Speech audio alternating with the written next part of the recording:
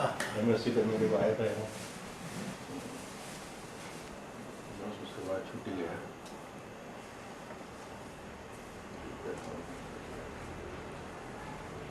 पिताजी 1951 में यहाँ पढ़ने आए थे, जो यहीं के हो गए।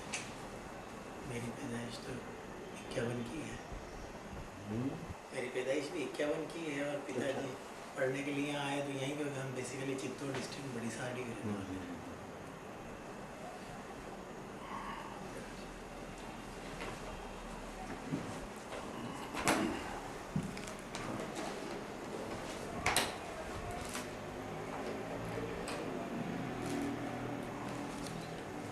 आज का विषय जो है सबको जैसे कि मालूम ही है, तो श्राद्ध पक्ष चल रहे हैं और आज उसका अंतिम दिवस है। और आज के दिवस को सर्वपितृ अमावस का दिन कहा जाता है। जो तिथि के अनुसार, जिनकी तिथि ज्ञात नहीं है उनके विषय में जो है, और जो जिनका छूट गया है वो किन्हीं कारणों से, तो वो सभी पितरों को आज के दिन श्राद्ध करके उसको हम पूर्ण रूप से जो है उनका श्राद्ध हो गया सभी पितरों का, ऐसा माना जाता है शास्त्रों के अनुसार। तो आज शास्त्रोक्त विधि विधान क्या है श्राद्ध का, और आज के संदर्भ में उसका क्या औचित्य है, क्या उसकी उपयोगिता है, और इसे क्यों ऑब्जर्व किया जाना चाहिए, इस विषय में जो है प्रोफेसर व्यास साहब जो है हमको संबोधन कर रहे हैं। हम जितने शांति और सब विधान सहित उसको आनंद लेंगे और उसको आत्मसात करके अपने जीवन में उसको प्रयोगित करने का प्रयास करेंगे। मैं व्यास साहब से निवेदन करूँगा कि वो अपनी वार्ता का प्रारंभ करें।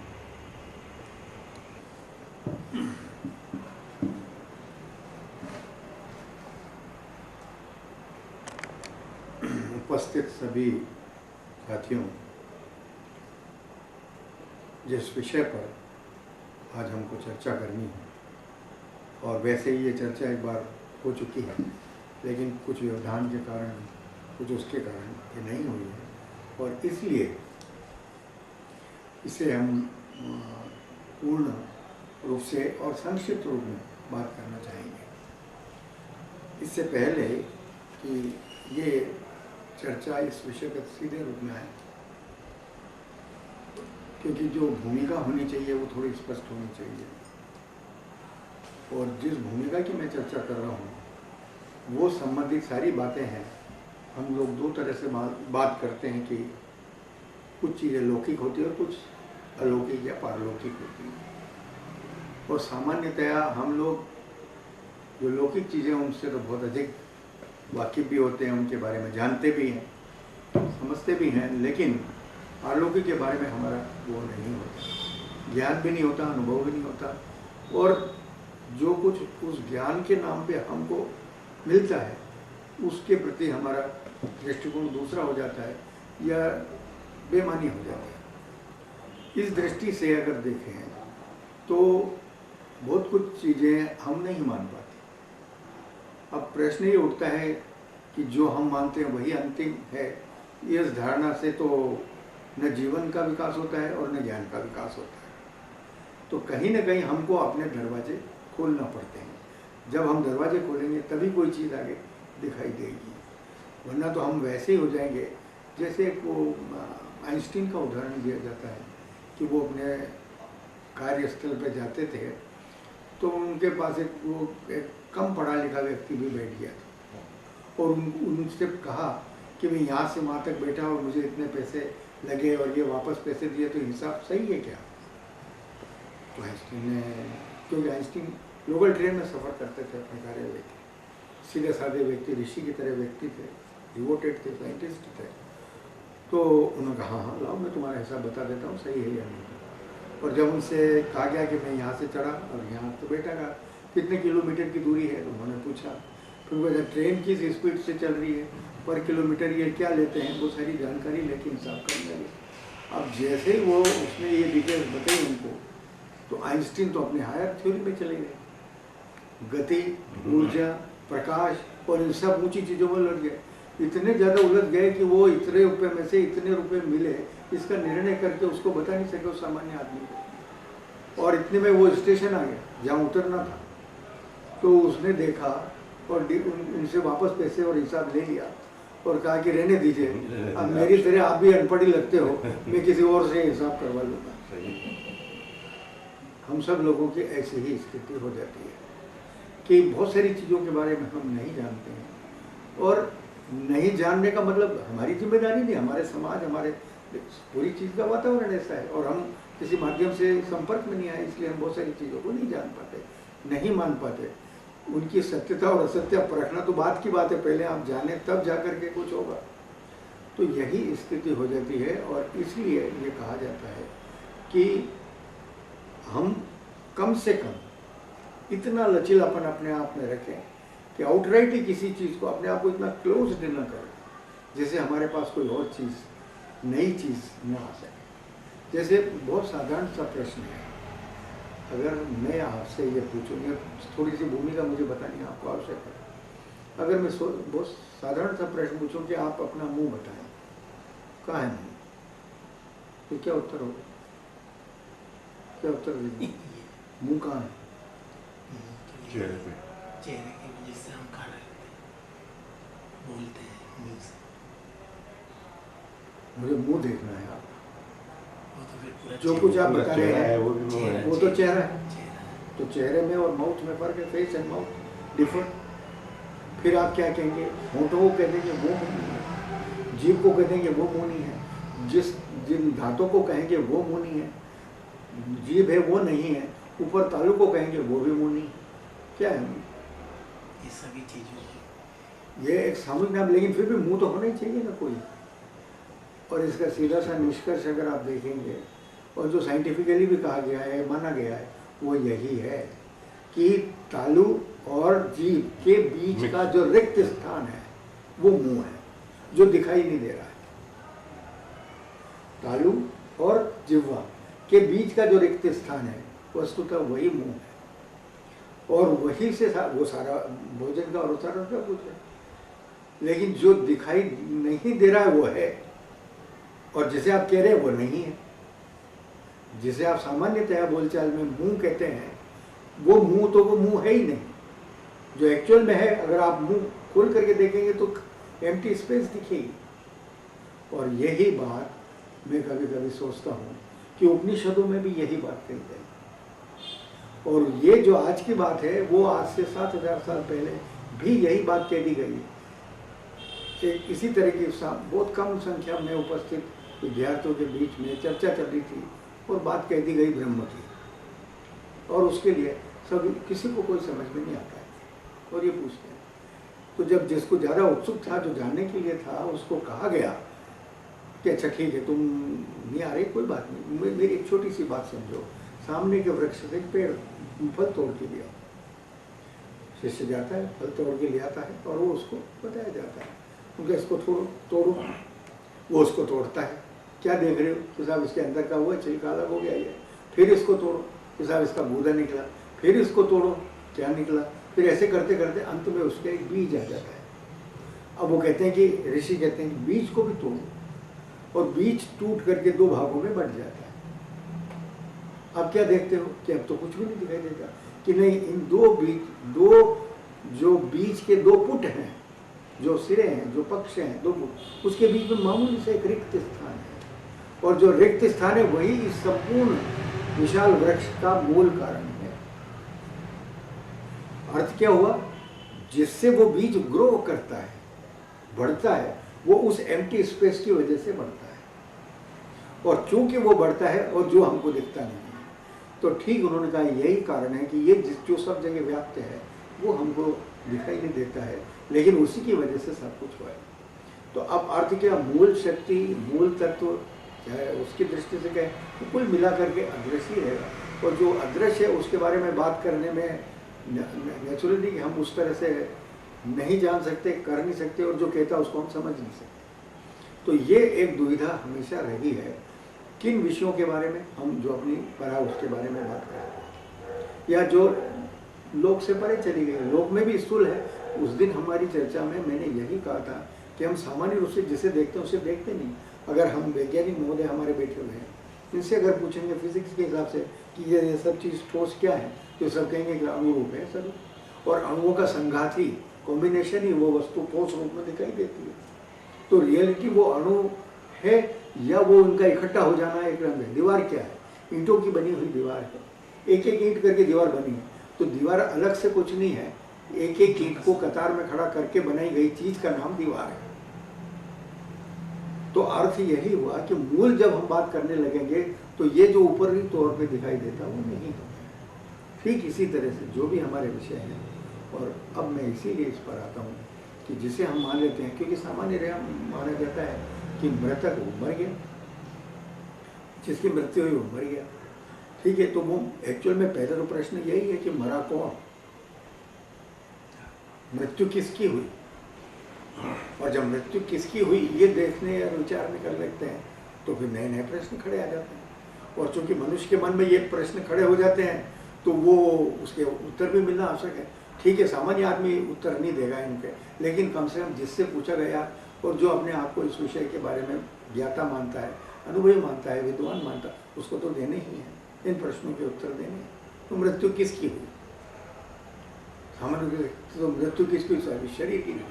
तो विज्ञान तो कुछ और ही बात कहता है, आपका शरीर तो रोज ही मर रहा है, कितने सारे रोज सेल्स आपके मरते नहीं बनते, every day we are dying and every day we are living. तो अर्थ क्या हो रहा है कि मृत्यु और जन्म या नवनिर्माण की प्रक्रिया तो सतत आपके शरीर में भी चल रही है। अब स्थूल रूप से हम सोचते हैं कि भाई अब डेथ हुई है, ये जो अब डेथ हुई है, वो जो डेथ है वो किसकी हुई है? अब किसकी हुई? मैंने मेडिकल कॉलेज में लेक्चर दिए, उसमें सारे डॉक्टर्स बैठे थे, ये प्रश्न भी खड़ा कर दिया तुमका सब डेथ के क्या है? तो मेडिकल साइंस के हिसाब से मृत्यु की परिभाषा ये धड़कने बंद हो जाना, सांस चलना बंद हो जाना, ये हो जाना, वो हो जाना, सारा वो हो जाता है, ये आपके लिए दे विल डिक्लेयर। तो फिर साहब कोमा में क्या होता है? वहाँ पे भी बंद है। वो कहते क्लिनिकल डेथ हो गई साहब, लेकिन ब्रेन इज वर्किंग, और वो उसके थोड़े थोड़े सांस चल रही, कोमा में 20 साल 25 साल निकल जाते हैं। तो ये क्या है? ये क्या स्थिति हुई? तो जो एक्चुअल में हमको ये तय करना है कि मृत्यु किसकी और किसकी नहीं। तो अगर शरीर की तो वो तो मरण धर्मा और क्षरण धर्मा है, ये बहुत अच्छे शब्द प्रयोग किए गए। मरण धर्मा और क्षरण धर्मा, पल पल क्षरण नष्ट होने वाला है ना, और मरण धर्मा है मतलब पेरिशेबल भी है, डिस्ट्रक्टेबल भी है। तो जब ये दोनों तरह की चीज हमारे यहाँ जीवन में पूरी तरह चल ही रही है तो फिर मृत्यु किसकी हुई? तो इसलिए फिर बाद में ये कहा गया, डॉक्टर से पूछा जाए, उनसे पूछा जाए तो वो तो सब यही कहते हैं कि भाई एक लाइफ आई थी और लाइफ नहीं गई, डिसइंटीग्रेट हो गई। अब ये लाइफ आई थी का मतलब कहीं थी, अपने आप कहां से आई है? तो ये जो अभी भी इसलिए कहते हैं death is mysterious, death mysterious, रहस्यमय है। क्यों रहस्यमय है? क्योंकि और छोर पता नहीं चलता, किसकी हो रही ये पता नहीं चल रहा है, कैसे आ जाती है और कैसे चली जाती है नहीं। और दूसरे हम लोग तो आश्चर्य करते, हमारे लिए सबसे आश्चर्यजनक चीज होती है मृत्यु, सबके लिए सामान्यतः आश्चर्यजनक चीज क्या है? मृत्यु है। उसी पर सारा संसार का, परिवार का, सबका दारोमदार टिका हुआ है। और कबीर जैसा आदमी उलट बांसी बात करने वाला कहता है, नो द्वारे का पिंजरा तामे पंछी कौन, रहे अचंबा है गए अचंबा कौन। इस नो द्वारे के पिंजरे में पक्षी रह रहा है, आत्मा रूपी पक्षी रहता है, जिसके 9 द्वार खुले हुए, बंद नहीं है कोई भी। तो उसका रहना अचंबा है। इतने के बाद भी 70 साल 80 साल वो रह जाता है, इस 9 द्वारे के पिंजरे के दरवाजे खुले होने के बाद में भी वो रह जाता है। ये आश्चर्य, उसका जाना आश्चर्य थोड़ी, उड़ जाना आश्चर्य थोड़ी। तो जब ऐसी स्थिति है तो जीवन खुद अपने आप में आश्चर्य है, जीवन खुद अपने आप में विचित्र है, जीवन खुद अपने आप में एक मैजिक है और रहस्य है। मृत्यु से प्रेमचंद ने भी लिख दिया कि हाँ साहब, मृत्यु तो सरलतम, प्रकृति की सरलतम घटना का नाम मृत्यु है। तो इतनी सरल है, लेकिन इतनी सरल है सामान्य प्रक्रिया के पॉइंट ऑफ व्यू से, वही हमारे यहाँ क्या हो गई है, सामाजिक रूप में, पारिवारिक रूप में और दूसरे रूप में सबसे कठिनतम, भयावह और ऐसी हो गई। और चूंकि मृत्यु खुद हमारे लिए अनजान, बिना जानी और बहुत रहस्यमय है, गूढ़ है, तो नेचुरली इसके आधार पर जो जो चीज़ें खड़ी की गई वो सब भी हमारे लिए गूढ़ी हो जाए, वो भी समझ में नहीं आने वाली होंगी। तो ये एक बेसिक स्थिति है। और इसलिए मैं आश्चर्य नहीं करता हूँ कि श्राद्ध के बारे में जो लोग ये कहते हैं ढकोसला है, पंडितों की आमदनी है, कोई एक क्रियाकर्म बता देता है, कोई इसको अंधविश्वास बता देता है, कोई ये कहता है कोई जानता नहीं तो बेकार का यही हुई है, और कोई कह देते हैं पुरानी परंपरा है जो सिर्फ लकीर के फकीर बन करके हमको करनी चाहिए। ये सब है, हो सकता है, लेकिन you are throwing the baby with the bucket water. ठीक है, मतलब इन सब के नाम पे क्या कर रहे हो आप? वो जो मूल चीज है उस मूल चीज को आप फेंक देते हैं। तो हमको क्या करना है? हमको ये करना है कि जो पानी है वो फेंकिए, वो जो बेबी उस टब वाटर में उस बेबी को बचाइए, बाकी जो उसको नहलाया वो पानी फेंक दीजिए आप। तो ये जो सब कुछ है कि ढकोसला था और ये था, अगर ये सब कुछ होता है तो समाज में तो चल ही रहा है, बहुत सारे लोगों ने अपने हिसाब से इसको चला दिया उसको। लेकिन जो वास्तविक चीज़ है उसको इसके साथ नहीं फेंकना चाहिए। जैसे कार, ट्रेन, एरोप्लेन, इनके एक्सीडेंट हो जाते हैं, लेकिन इसकी वजह से फिर कोई चलना बंद नहीं करता, क्योंकि वो उसका एक भाग ही है, अनावश्यक है, अवांछनीय है, लेकिन फिर भी उसके लिए अनिवार्य है और वो चलना पड़ता है। तो जीवन में इसी तरह का है। तो आप इसमें से कुछ चीज़ों करिए जो ढोंग लगते हैं आपको, जो अंधविश्वास लगते हैं आपको, और जो केवल कर्मकांड ही लग रहे हैं उनको हटाइए, उनको देखिए, उसकी मूल चीज़ को देखिए। इसलिए अंग्रेजी में दो बहुत अच्छे शब्द मुझे ध्यान में आते हो, वो यहाँ याद आ गए, इसलिए आपको बताते हैं। Looking at and looking through. Looking at का मतलब चीज जैसी है वैसी ही देख लेना बस, लेकिन लुकिंग थ्रू का मतलब है उसके माध्यम से पीछे क्या है वो देखना। तो इन चीज़ों, श्राद्ध है या कोई भी अलौकिक चीज के बारे में बात करें तो बड़ा वो लगता है, तो हमको लुकिंग थ्रू है वो देखना है। आपके शरीर के पीछे की देखनी चाहिए, उसके पीछे क्या चीज़ है, ये अगर देखते हैं तो ज़्यादा सही है। तो ठीक इसी तरह से हमको ये देखनी है कि क्या क्या चीज़ क्या है। तो अब मैं आपसे पूछता हूँ कि जैसे आपने अभी मुंह के बारे में पूछा, इसी तरह से मैं अगर एक सवाल छोटा सा ये कर दूँ, आप कौन है सर? तो क्या बताओगे आप कौन है? इस शरीर का नाम मेहता जी है, इसलिए इसके अंदर जो नस नाड़ियाँ वगैरह हड्डियाँ हैं उनका नाम मेहता जी है। या जो मेहता जी जिसे हम कह रहे हैं वो एक विशेष विचार, सिस्टम, भावना, बुद्धि, उनका संग्रह का नाम है। क्या चीज़, कौन है मेहता जी? मेहता जी कौन है? तो वो इसको एनालिसिस करिए आप, तो पता करते करते आप एक अजीब तरह की उसी स्थिति में चले जाइए। तो मेहता जी ये सब होते हुए भी मेहता जी पूरे पूरे ये नहीं है, बात इतनी सी समझने की है। मैं ये सब होते हुए भी इतना ही नहीं हूँ बस।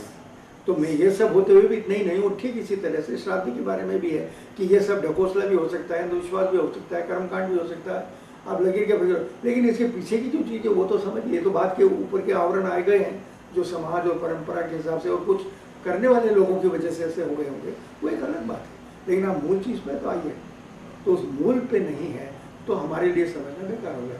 और अपने लोगों का उद्देश्य अभी यही है, न तो मैं कोई धर्म का उपदेश हूँ न कोई, मैं धर्म के बारे में एक दार्शनिक दृष्टि से बात करना चाह रहा हूँ, या जो आपके जो मूल सिद्धांत है उनके बारे में अपन बात कर रहे हैं और समझने की कोशिश कर रहे हैं। तो हमको समझना ये है कि जो मूल चीज़ है वो क्या हो। निश्चित रूप से हमको ये पता चलता है कि हमारी अपनी जो मूल चीज़ है कुल मिला के, चाहे साइंस की तरफ से बात करें या हम उसके मेडिकल साइंस की तरफ से बात करें, साइकोलॉजी की तरफ से बात करें, और चाहे दर्शन और धर्म की तरफ से बात करें, हमारे सामने एक आती है कि हमारे अंदर व्याप्त ये जो चेतना है जो इस सारे शरीर की गतिविधि को चला रही है, मूल रूप से वही चीज़ है। जो चेतना है वही आपका असली स्वरूप है, बेसिक। अब ये जो चेतना है, अब इसको मैं कैसे अनुभव करता हूँ, तो आप तो कर ही रहे हैं, आप अपने आप को सही माने, लेकिन आप जो कर रहे हैं लुकिंग एट कर रहे हैं, लुकिंग थ्रू नहीं कर रहे हैं। आप अपने आप को किससे जानते हो? शरीर से जानते हो। आप ज़्यादा अपने मन से जान लेते हो कि मेरा मन ये नहीं है, मेरा ये आप यहीं तक गए हुए हैं, बुद्धि तक ज़्यादा गए हुए हैं। मेरी बुद्धि ये काम नहीं करती। मैं और मेरी बुद्धि दोनों अलग अलग चीज़ें हैं। मैं और मेरी बुद्धि, तो मैं अलग है और मेरी बुद्धि अलग है। मेरी है तो इसका मतलब अलग ही हुई, वो अलग ही है। तो ये जो मैं और मेरी बुद्धि में मैं का जो फर्क है, उस मैं के फर्क को समझने की बात है। और सारी तपस्या मैं तो समझता हूँ सारे ऋषि मुनियों की ज्ञान वगैरह जितनी सारी गहरी बातें हैं सब आके इसी पे ही तो टिकी हुई है। उसी में है कि इसके बारे में आपको कुछ हुआ हो जाए, तो अगर हम इसके उसमें चलते हैं तो ये हमको पता चलता है कि ये यहीं से ओरिजिनेट नहीं हुई है। जिसे चेतना आप कह रहे हो, जिसे आपने चेतना अपना मूल रूप स्वरूप मान लिया, वो यहीं से इसी शरीर में उत्पन्न नहीं हुआ था, वो पहले कहीं था। और अगर पहले कहीं था तो उसके भी पहले होना चाहिए। कोई और मान लीजिए आप 100 साल 200 साल 500 साल की बात करेंगे तो भी प्रश्न उठता 500 साल कैसे हो गया, फिर आगे क्या हुआ। और इस तरह से आपको एक प्रवाह का पता चलता है जिसे स्ट्रीम ऑफ कॉन्शियसनेस कहते हैं, चेतना की धारा। बस यही लगता है कि नहीं ये तो पता नहीं कहाँ से, और हम वहाँ तक पहुँच नहीं पा रहे कि कहाँ से हम आ रहे हैं, या मैं जो जिसे मैं अपना मान रहा हूँ वो मैं कहाँ से चला आ रहा हूँ। तो मैं जहाँ से चला आ रहा हूँ, मैं का मतलब यहाँ मैं भी कहना अपने आप में ग्रामेटिकल रिक्वायरमेंट है, बाकी उसको मैं भी नहीं कह सकता, जो स्व है।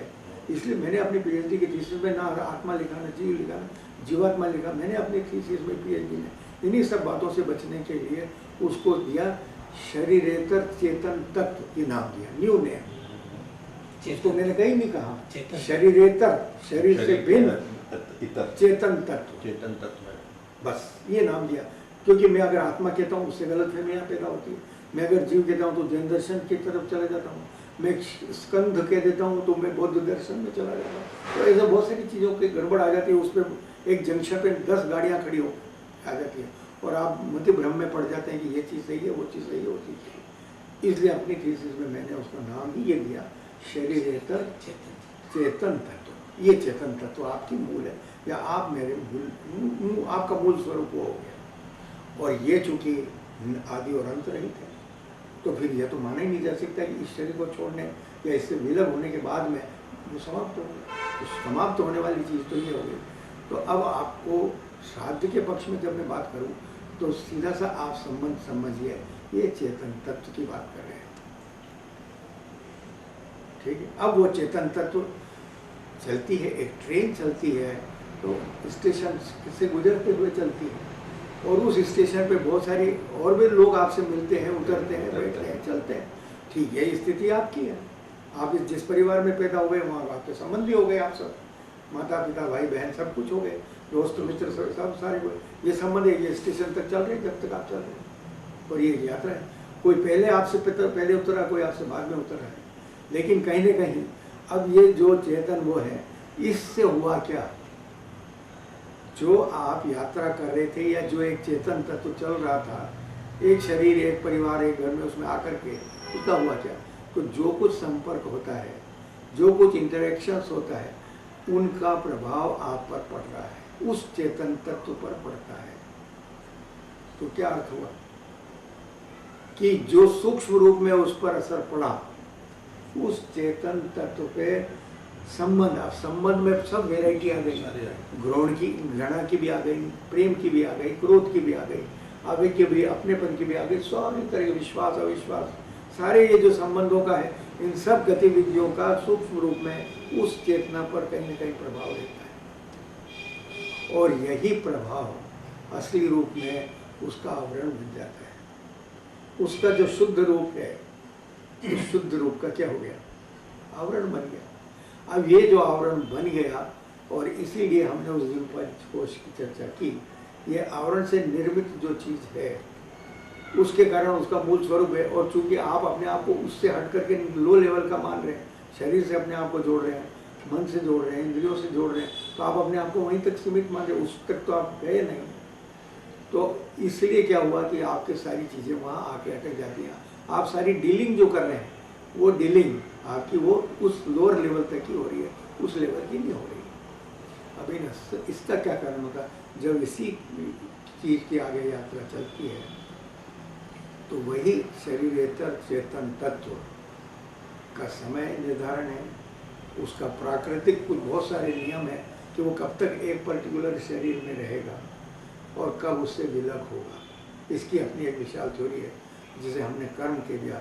मैंने अपने क्या नाम दानी साहब को इसीलिए गीता के अनुसार कर्म का एक टॉपिक दिया है। मैं चाहूँगा कि आप लोग भी उस जब कभी यह चर्चा हो तो आप आएँ, उसके लिए मेरी अपनी अलग होगी, पर अभी रेफरेंस के तौर पे आपको इतनी सी बात कहूँगा कि जैसे हमने कर्म की बात कही है, वो कर्म ये जो आप छोटे मोटे क्रिया रूप चीज़ें समझते हो वो नहीं है। कर्म का मतलब ये तो उसके क्रिया रूप है। दो चीज़ों में भेद करें आप, क्रिया और क्रिया का जो सूक्ष्म तक चेतना पर पड़ने वाला प्रभाव। अगर आपको और अच्छे शब्दों में, सरल शब्दों में इसको समझाना चाहूँ तो उस किए गए कर्म का हमारी चेतना पे जो इम्प्रेशन या संस्कार पड़ा, दर्शन में संस्कार कहा गया, वो संस्कार ही एक्चुअल में आपके उसके रूप से, उसके ओरिजिनल रूप को या तो बढ़ाता है या घटाता है, उसके प्रकाश को या तो बढ़ाता है या घटा देता है। उसको कभी भी समाप्त नहीं कर सकता। ध्यान रखिए आप, घोर से घोर कर्म संस्कार भी आत्मा के प्रकाश को समाप्त नहीं कर सकते। वो उसके प्रकाश को कैसे कर सकते हैं? मंद कर सकते हैं। और वो मंद हो जाएगा तो आपकी बाकी गतिविधियों पे आपने सब लोगों ने असुरों को सुन लिया है, तामसिक प्रवृत्ति वाले लोगों को सुना है। तो वो तामसिक प्रवृत्ति वाले का मतलब क्या हुआ बताइए आप? संस्कार राक्षस है, अंधेरी गुफा में पड़ा था, खाया पिया खत्म हो गया, बस बात पड़ा है, ये जा रहा है, यूं कहने के लिए जिंदा है, लेकिन बौद्धिक गति नहीं। जबकि मनुष्य तो वो कहा जाता है जो कि मननात् मानवा, मनन करने से ही मनुष्य क्या है? मनुष्य कहलाता है। मनन नहीं है तो मनुष्य नहीं है। राक्षस तो कोई मनन नहीं करता, भूख लगेगी शिकार करेगा, जो करना वो करेगा। तो अर्थ क्या है? जिसे आपने राक्षस कहते वो कुछ है नहीं, कुछ शरीर का नहीं है कि उसके वो निकले रहेंगे, सिंह निकले रहेंगे, दांत होंगे, पेलन, ये तो बाहरी उसका रूप दे दिया गया। कुल मिला करके प्रकाश की कमी, आपके अंदर प्रकाश की कमी ज़्यादा होगी तो दूसरी बात होगी, किसी और में होगी तो वो ज़्यादा होगी।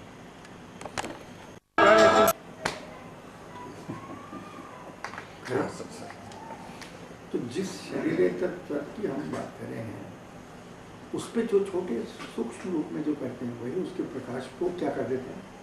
विकसित भी कर सकते हैं और रोक भी सकते हैं। और शास्त्रों में इस बात को लेकर बहुत अच्छे अच्छे उदाहरण आए। जैसे एक उदाहरण क्या कि अपने शरीर पर तेल लगाया हुआ व्यक्ति बाहर जाए और धूल चल रही हो, आंधी चल रही हो, तो कण जैसे चिपक जाते हैं, उस तरह से हो गया। आप रोशनी के लिए कह सकते हैं कि बल्ब के ऊपर धूल जम जाती है और क्या करते हैं? वो धीरे धीरे उसके प्रकाश को बंद कर देते हैं। तो यही होता। और आश्चर्य की बात है कि यही बात घूम फिर करके कहीं ने हो सकता है उर्दू साहित्य में आ गई, और हो सकता है वो जो गालिब का शेर है वो शायद इसीलिए कहा गया है। गालिब ने शेर कहा है, उसने कहा है कि जिंदगी भर गालिब यही भूल करता रहा, धूल चेहरे पे थी और आईना साफ करता रहा। तो बात तो यहाँ, सफाई तो यहाँ होनी चाहिए थी और मैं बाहर सफाई कर रहा था। तो अर्थ क्या हुआ? हमारे प्राचीन चिंतकों में सब लोगों ने ये माना है कि ये जो है, अच्छा कभी कभी मैंने विचार किया कि हमसे मना क्यों किया, भाई तुम ये गलत काम मत करो। अब ये बुजुर्ग है, ऋषि मुनि है, ज्ञानी है, विद्वानी, जो भी हमारे समाज के जो बड़े लोग थे, अनुभवी लोग थे, वो ये मना करते थे। मना करने के पीछे क्या कारण?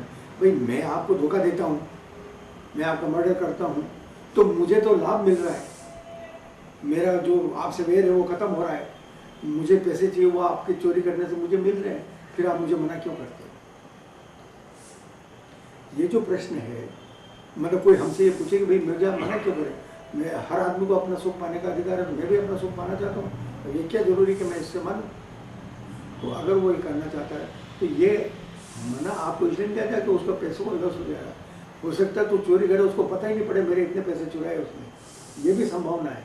लेकिन ऐसा करने से तुम्हारे ऊपर जो एक सूक्ष्म असर आएगा संस्कार के रूप में, वो तुमको इससे बड़ा काम करने के लिए मजबूर करे, फिर तुम इससे ज़्यादा बड़ा करोगे, और अंततः तुम्हारे अंदर जो कुछ भी प्रकाश है उस प्रकाश पे तुम क्या करोगे? धूल डालते जाओगे और वो प्रकाश में, और एक स्थिति हो जाए कि तुम खुद ही अपने आप को वो करने को करो। इसका क्या होगा?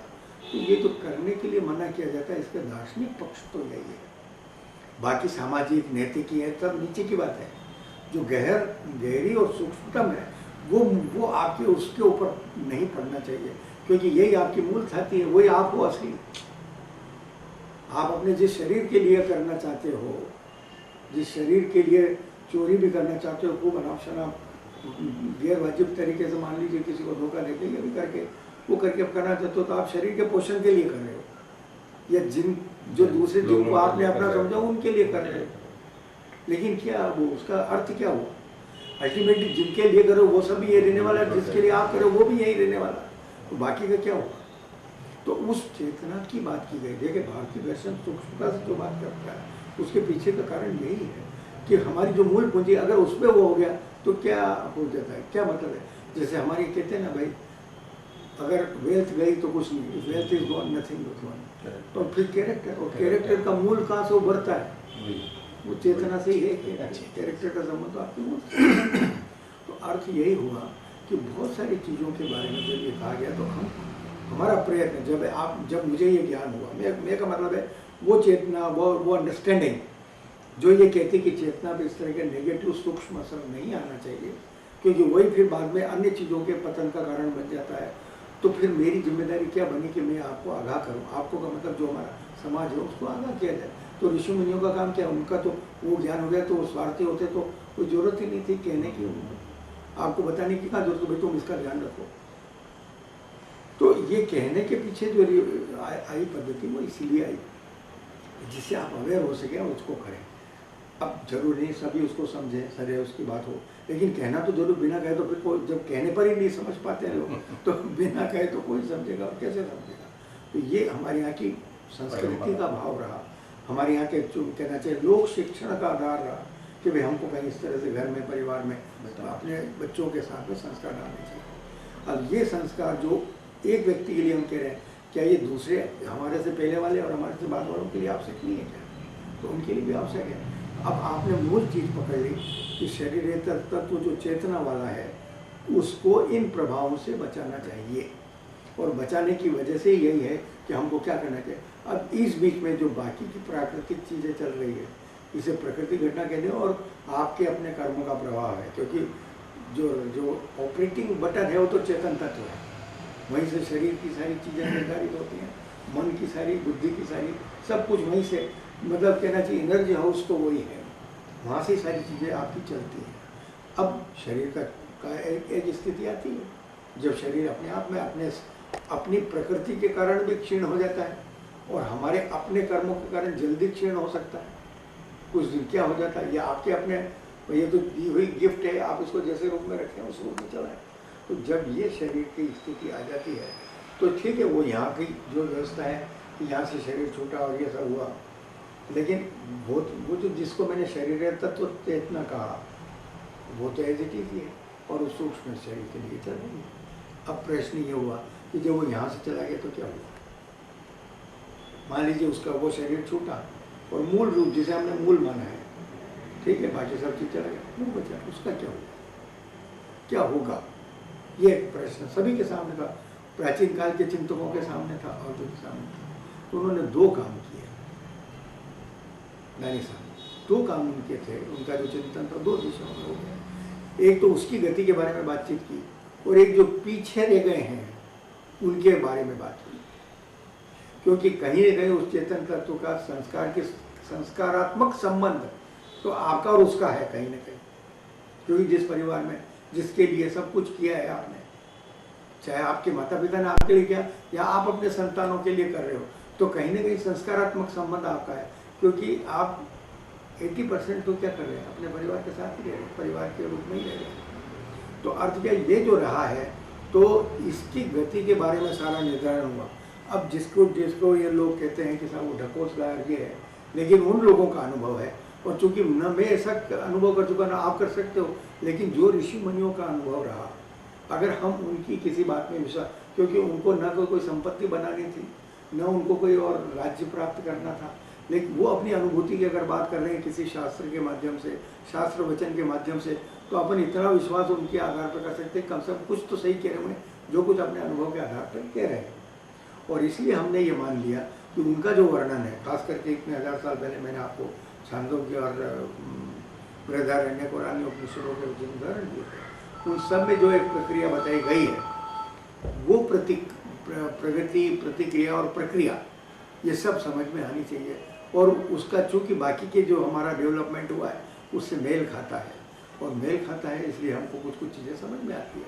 कि ऐसे शरीर तत्व के पास जो कुछ ऊर्जा होती है उसको अपने आगे की गति तो करनी ही है। जैसे यात्रा करनी है और वाहन खराब हो जाए और यात्रा अनिवार्य हो तो हम क्या करते हैं, वाहन बदलते हैं।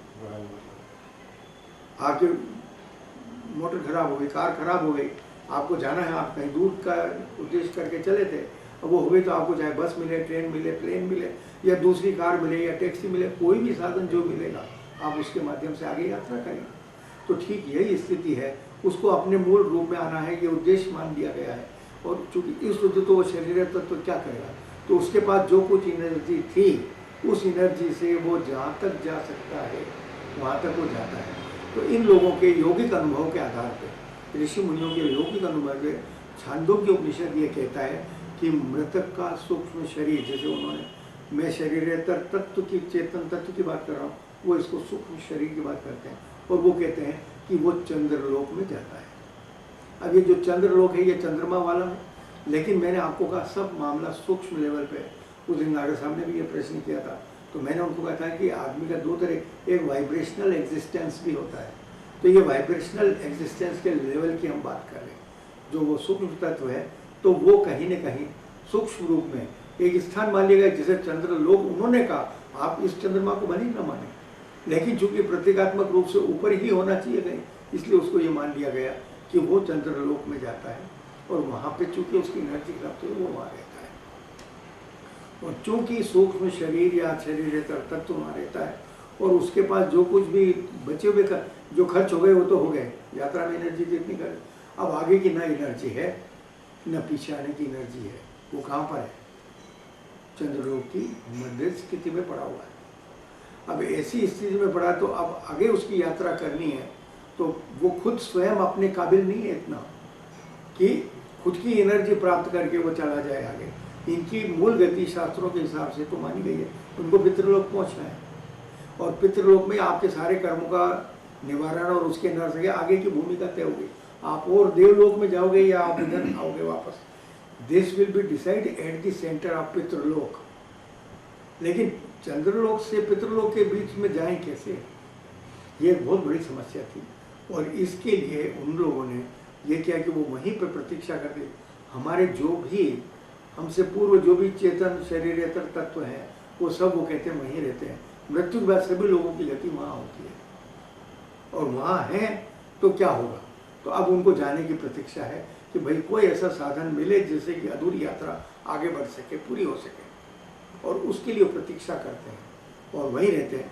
और ये माना गया है कि वो वहाँ पर प्रतीक्षा कर रहे हैं कि कोई एनर्जी सोर्स उनको मिले। और इसके लिए वो क्या है, एक पथ इनके अपने ज्योतिषी चीज़ भी इसमें शामिल है जिसका गहराई से अध्ययन करोगे।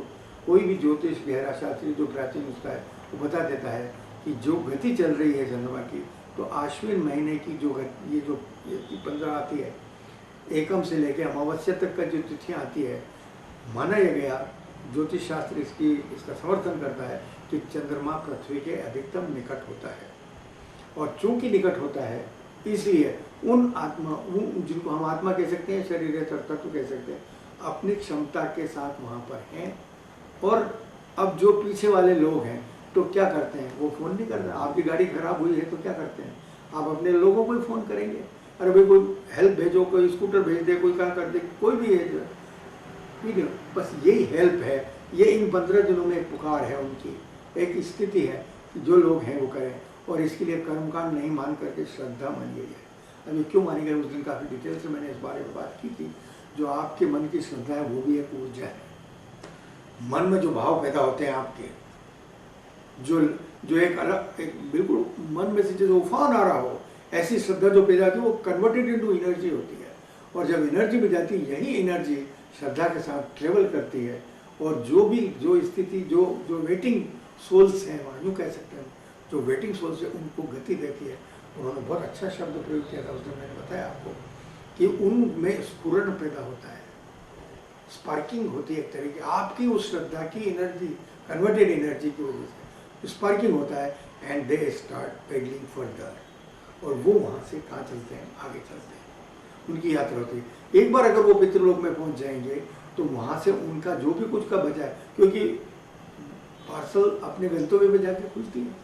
कोई भी पार्सल आपने बुक करी है तो वो जहाँ पहुँचनी है उस पर जहाँ का पता लिखा हुआ है वहाँ जाके खोली जाएगी वो। तो उनके भी कर्मों का सारा पिटारा जो आगे पीछे का जो भी कुछ है वो बंद है उसमें, लेकिन वो एक बार वहाँ पहुँचे तो सही, वो गाड़ी तो वहाँ तक ले आए पार्सल को। इस दृष्टि से वो जब पितृलोक पहुँचते तो वहाँ का वो उन कर्मों का होता है और उसी के इनाम से या तो वो देवलोक मान लिया गया उसमें जाते हैं और या फिर माना जाता है कि पृथ्वी पर आते हैं। पृथ्वी कैसे आती है वो पंचाग्नि विद्या सिद्धांत में मैंने आपको बताया। तो यहाँ पर जो जाने की प्रक्रिया है तो ये जो श्राद्ध का संबंध है पृथ्वी से गए हुए चंद्रलोक के बीच की जो दूरी उन्होंने पार कर ली और आगे जाने में असमर्थ है, तो श्रद्धया श्राद्धम, श्रद्धा से ही श्राद्ध होता है। ये जो बात कही गई है वो इसी के लिए कि आप उनका श्राद्ध करें। अब श्राद्ध का मतलब कुछ नहीं, एनर्जी प्रदान करना। श्राद्ध इज इक्वल टू एनर्जी प्रदान करना, वो एनर्जी जो उनकी रुकी यात्रा को आगे तक बढ़ा दे। आगे तो उनका भाग्य है, उनका कर्म है कि क्या निर्णय होगा, पुनर्जन्म का होगा, देवलोक जाने का होगा, वो उनकी बात है, लेकिन अधूरी यात्रा को वहाँ तक पहुँचाने की जिम्मेदारी आपकी है। अब वो आप क्यों करो साहब, मान लीजिए आप प्रश्न पूछेंगे, क्योंकि असली सवाल तो आपका ही है। आपका मतलब जो यहाँ पे जीवित बैठे हैं उनके उनसे संबंधित लोग जो यहाँ जीवित बैठे हैं वो मैं क्यों करूँ, मर गए, मैंने तो जला क्या उनको, अब मेरे को क्या करना और ये क्यों करूँ मैं। तो पहली बात तो ये कि जो ये प्रश्न कर रहा है वो अभी सीमित बुद्धि वाला है, वो यही मानता है कि वो ये बॉडी थे, जो कहे वो एक शरीर मात्र थे, उसकी मान्यता यही है।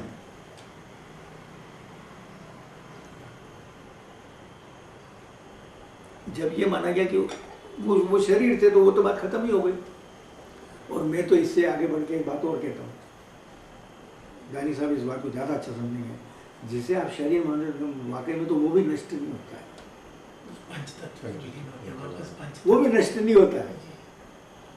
आप धुआं जला दो, लकड़ी को जला दो तो राख में, धुएं में और ऑक्सीजन जो गैस निकली मिला के वजन बराबर होता है, फिजिक्स यही कहती है। तो जब शरीर जिसको आप इतना थर्ड क्लास मानते हो, शरीर जिसको इतना हल्का निम्न मानते हो, वो भी नष्ट नहीं होता, तो चेतना जूसी अनंत समय से चली आ रही चीज कैसे नष्ट हो सकती है, कैसे आप उसको नष्ट होने वाला मान सकते हो। तो ये जो स्थिति है ये हमारे चिंतकों की गहरी तक की स्थिति है, तो वो वहाँ है। तो आप क्यों करें कि यदि आप उनको केवल बॉडी मान रहे थे तो आपने तो कर दिया और अस्थि प्रवाह कर दिया, फलाना कर दिया, ये जो भी कुछ आप बात कर रहे हैं सामान्य जो लोकाचार जो है उसके आधार पे आपने कर दिया, लेकिन आपने उनकी मूल चीज़ का तो कभी वो नहीं किया। तो आपका अगर उन्होंने आपके लिए कुछ किया, मैं मानता हूँ कम से कम भारत में तो ये सही है, प्रत्येक माता पिता अपनी संतान, एक हो दो हो तीन कोई नहीं, प्रत्येक माता पिता अपनी संतान के बेस्ट ऑफ देम वो देते हैं उसको, सुरक्षा की दृष्टि से, सुविधा की दृष्टि से, उसको आगे बढ़ने की दृष्टि से, गरीब से गरीब और अमीर से अमीर, कोई भी माता पिता अपनी औलाद को चाहेगा कि भाई उसको अच्छा से अच्छा वो मिले। अरे भाई तो तुम सामान्य एथिक्स को भी अगर मानो तो जो कुछ उन्होंने तुम्हारे लिए किया है क्या तुम उनके लिए इतना नहीं कर सकते? तो ये तो एक बहुत बड़ा कृतज्ञता होगी, इसको नैतिक कृतज्ञता या धार्मिक कृतज्ञता कहेंगे। आप इतना से नहीं कर सकते कि तुमने आप उस विज्ञान या पता नहीं ढकोसला या इस पंडित को दक्षिणा और ये भोजन करना और ये करना, इन सब चक्कर में उस मूल चीज़ को भूल करके मैं क्यों जाऊँ, ये तो यूँ करता है, ये यूँ करता है, जो बाहरी चीज़ों के आवरण में आपने उसको कर दिया।